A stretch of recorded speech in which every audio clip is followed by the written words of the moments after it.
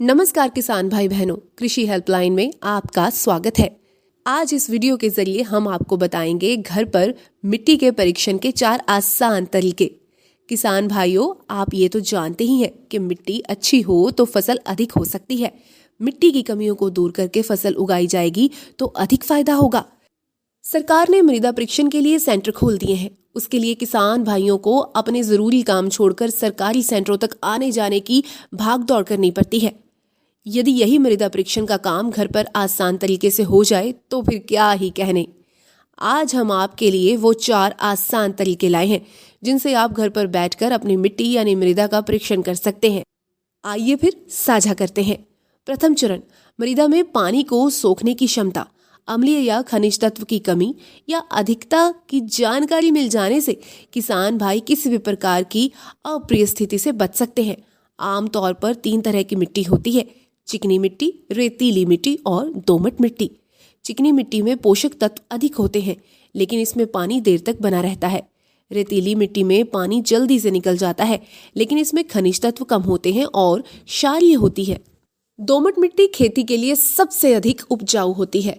इसमें खनिज तत्व अधिक होते हैं और पानी जल्दी सूख जाता है लेकिन नमी काफी देर तक बनी रहती है। इन मिट्टियों को कैसे पहचानें? पहले चरण में ये है कि आप अपनी मिट्टी गीली नहीं बल्कि नमी वाली मिट्टी हाथ में लें और उसे कस के निचोड़ने की कोशिश करें। जब आप हाथ खोलेंगे तो उसमें 3 तरह के परिणाम सामने आएंगे। उससे पहचान लेंगे कि आपकी मिट्टी कौन सी है।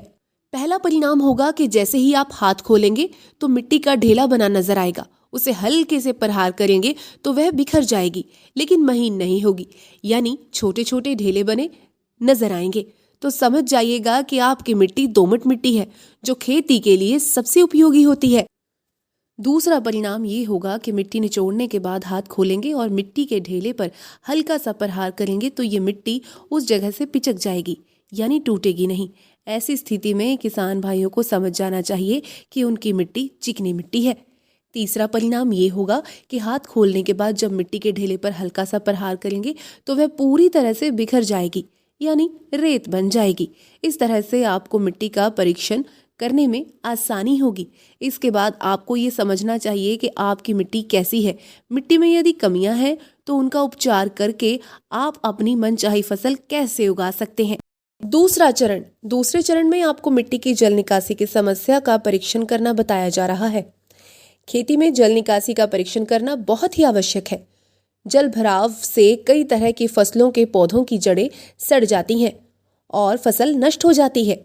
मिट्टी की जल निकासी का परीक्षण इस तरह से करें।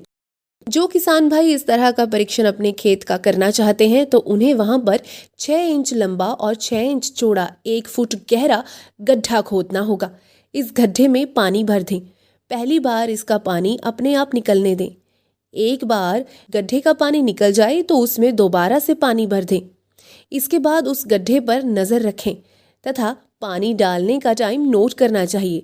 फिर उसका पानी निकालने का समय भी नोट करें। यदि पानी निकालने में 4 घंटे से अधिक समय लगता है तो आपको समझ जाना चाहिए कि आपकी इस मिट्टी में जल निकासी की समस्या है, यानी जल निकासी की गति काफी धीमी है। इसके बाद उस मिट्टी का उपचार करना चाहिए। उसके बाद ही कोई फसल बोने की योजना बनानी चाहिए। तीसरे चरण के रूप में हम मिट्टी की उर्वरा शक्ति यानी कि उसकी जैविक शक्ति का परीक्षण करेंगे। मिट्टी की जैविक शक्ति उसकी उर्वरता शक्ति का परिचय देता है। इसका परीक्षण करके आप मिट्टी की जैविक गतिविधियों की परख कर सकते हैं। इससे आपको मालूम हो सकता है कि आपकी मिट्टी कितनी उपजाऊ है। क्योंकि यदि आपकी मिट्टी में केंचुए हैं तो आपको ये समझना चाहिए कि आपकी मिट्टी में अन्य तरह के भी बैक्टीरिया व कीट हो सकते हैं।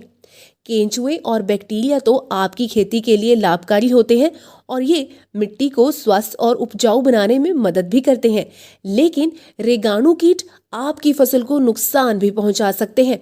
उनका उपचार आपको पहले से ही करना होगा। जैविक शक्ति का परीक्षण करने के लिए आप ये तय करें कि आपकी मिट्टी कम से कम 55 डिग्री तक गर्म हो गई है। उस स्थिति में मिट्टी में नमी है। तब आप मिट्टी में 1 फुट लंबा और 1 फुट चौड़ा तथा 1 फुट गहरा गड्ढा खोदें। गड्ढे से निकली मिट्टी को किसी कार्डबोर्ड पर रख दें। इसके बाद आप इस मिट्टी को अपने हाथों से छानते हुए उस गड्ढे में वापस डालने की कोशिश करें। इस प्रक्रिया को पूरा करते समय आप मिट्टी व गड्ढे पर पैनी नजर रखें। मिट्टी को छानते वक्त आपके हाथों में केंचुए टकराते हैं तो आपको उनकी गिनती करनी चाहिए। इस दौरान आपको अपनी मिट्टी में यदि 10 केंचुए मिल जाएं तो आपको खुश हो जाना चाहिए, क्योंकि इस तरह की मिट्टी बहुत उपजाऊ होती है और खेती के लिए बहुत अच्छी मानी जा सकती है। यदि इससे कम केंचुए आपको मिलते हैं तो आपका यह जान लेना आवश्यक है कि आपकी मिट्टी की जैविक शक्ति बहुत कम है। ये मिट्टी स्वास्थ्य जैविक बैक्टीरिया वाली नहीं है और इसमें जैविक शक्ति वाले जीवाणु को पनपने देने की शक्ति नहीं है। इसका अर्थ ये समझ जाना चाहिए कि आपकी मिट्टी में पर्याप्त कार्बन नहीं है और ये मिट्टी अम्लीय या क्षारीय है। इस तरह की मिट्टी का आवश्यक उपचार कराकर ही उसे फसल योग्य बना सकते हैं। इस तरह के परीक्षण से किसान भाइयों को उर्वरक प्रबंधन में भी काफी मदद मिल सकती है। चौथा चरण, किसान भाइयों, मिट्टी की अम्ल और क्षार की परख करने के लिए हमें पीएच मान का परीक्षण करना होगा। मिट्टी के अम्ल या क्षारीय स्तर के आधार पर ही ये कहा जा सकता है कि आपकी मिट्टी कितनी उपजाऊ है और उसमें कौन कौन सी फसल ली जा सकती है और कौन सी नहीं ली जा सकती। कुछ फसलें कम उपजाऊ वाली मिट्टी में भी उगाई जा सकती हैं, जबकि अधिकांश फसलों के लिए सामान्य पीएच मान वाली मिट्टी चाहिए। इसलिए मिट्टी का पीएच मान निकालना बहुत आवश्यक होता है।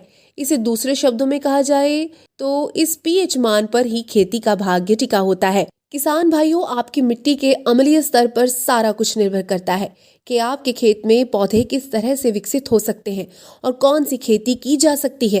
के पीएच मान का परीक्षण 0 से लेकर 14 तक किया जा सकता है। इसमें पीएच मान 0 बहुत अम्लीय होता है और 14 बहुत क्षारीय होता है।